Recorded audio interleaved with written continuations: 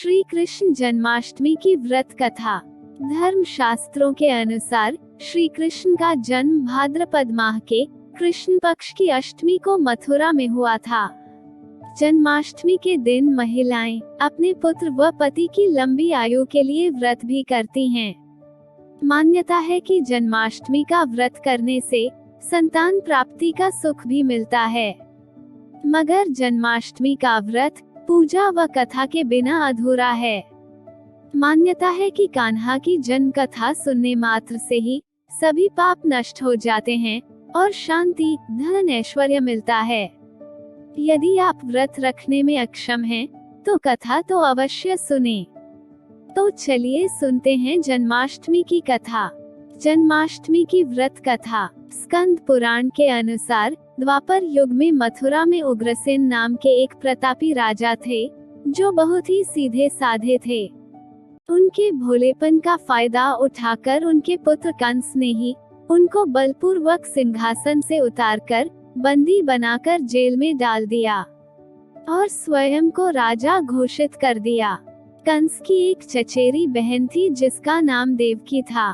कंस अपनी बहन देवकी से बहुत प्रेम करता था। वहीं दूसरी ओर कश्यप ऋषि का जन्म राजा शूरसेन के पुत्र के रूप में हुआ, जिनका नाम वासुदेव रखा गया। आगे चलकर वासुदेव का ब्याह देवकी से संपन्न हुआ। जब कंस अपनी बहन देवकी को विदा करने के लिए रथ से जा रहा था, तो आकाशवाणी हुई, हे कंस, जिस बहन को इतने लाड़ प्यार से विदा कर रहा है, उसी का 8वां पुत्र तेरा संहार करेगा। आकाशवाणी सुनकर कंस क्रोधित हो गया। उसने अपनी बहन देवकी को मारने की ठान ली। उसने सोचा कि जब देवकी ही नहीं रहेगी, तो उसका पुत्र कैसे जन्म लेगा। जैसे ही कंस देवकी को मारने को उद्यत हुआ, वैसे ही चारों तरफ हाहाकार मच गया।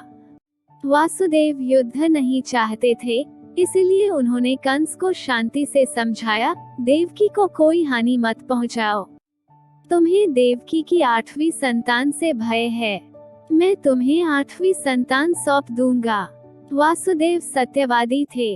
कंस ने वासुदेव की बात मान ली और दोनों को कारागार में डाल दिया।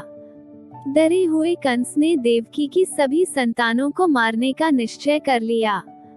जैसे ही देवकी ने प्रथम पुत्र को जन्म दिया, कंस ने उसे जमीन पर पटक कर मार डाला। इसी प्रकार निर्दयी कंस ने देवकी के 7 संतानों का वध कर दिया। भाद्रपद मास में कृष्ण पक्ष की अष्टमी तिथि थी। बाहर बिजली के साथ घनघोर वर्षा हो रही थी। रात्रि 12 बजे भगवान श्री कृष्ण जी का जन्म रोहिणी नक्षत्र में हुआ। श्री कृष्ण के जन्म लेते ही जेल की कोठरी में प्रकाश फैल गया। तब आकाशवाणी हुई, वासुदेव, तुम गोकुल जाकर इस बालक को अपने मित्र नंद बाबा के यहाँ छोड़ आओ और उनके यहाँ जिस कन्या का जन्म हुआ है, उसे यहाँ लेकर आओ। वासुदेव की हथकड़ियाँ अपने आप खुल गई। वासुदेव जी ने जैसे ही कान्हा को गोद में उठाया, कारागार के ताले खुद ब खुद ही खुलने लगे। पहरेदार गहरी नींद में चले गए थे। वासुदेव ने कान्हा को टोकरी में रखकर वृंदावन की ओर बढ़ने लगे। कहा जाता है कि उस दौरान यमुना नदी अपने पूरे उफान पर थी। कान्हा जी को लहरों से बचाने के लिए वासुदेव ने टोकरी को अपने सिर पर रखा। कान्हा ने अपने पैर टोकरी से नीचे लटका दिए। श्री कृष्ण के चरण स्पर्श के बाद यमुना घट गई और वासुदेव को मार्ग दे दिया। वासुदेव यमुना नदी पार करके गोकुल में नंद जी के निवास पहुँचे। बाल गोपाल को यशोदा मैया के बगल में सुलाकर कन्या को लेकर वापस कंस के कारागार में पहुँच गए। जैसे ही वासुदेव कारागार में पहुँचे, दरवाजे अपने आप बंद हो गए। वासुदेव के हाथों में खुद ब खुद हथकड़ियाँ पड़ गई। पहरेदार उठ गए और उन्होंने शिशु के रोने की आवाज सुनी। कंस को इसकी सूचना दी गई। पुत्र की जगह कन्या को देखकर वह हैरान रह गया। जैसे ही कंस ने उस कन्या को हाथों में लेकर पटक कर मारना चाहा, कन्या हाथ से छूटकर आकाश में उड़ गई और बोली, कंस, मुझे मारकर तुझे क्या फायदा पहुंचने वाला है। तुझे मारने वाला तो जन्म लेकर कब का वृंदावन पहुंच चुका है। ये सुनकर कंस ने वृंदावन में जन्मे सभी नवजातों का पता लगाना शुरू कर दिया। जब कंस को यशोदा मैया की संतान का पता चला तो उसने नवजात को मारने के बहुत प्रयास किए। उसने कई बार श्री कृष्ण को मारने के लिए कई राक्षसों को भी भेजा, मगर वे राक्षस भगवान का कुछ भी बिगाड़ नहीं पाए।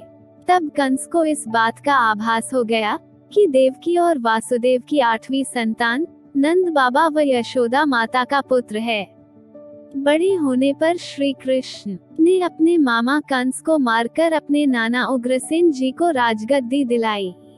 इसी तरह की अन्य कहानियाँ सुनने के लिए please like and share the story and subscribe to our channel story vendor. Thank you.